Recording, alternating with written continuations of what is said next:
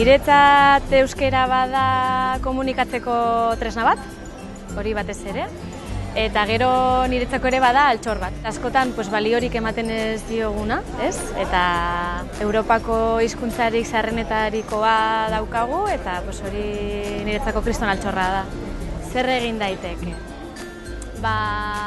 Normalizatu. Adibide bat jartzearren, guk mugimendu feministan aurten egin izan duguna izan da itzulpengintza zerbitzua jarri, ez? Askotan Gasteizen bestela gertatzen dena asanbladetan eta beti badagoen jendea ez duena ulertzen euskeraz, zuzenean erderara pasatzen gara, ez? Automatikoki.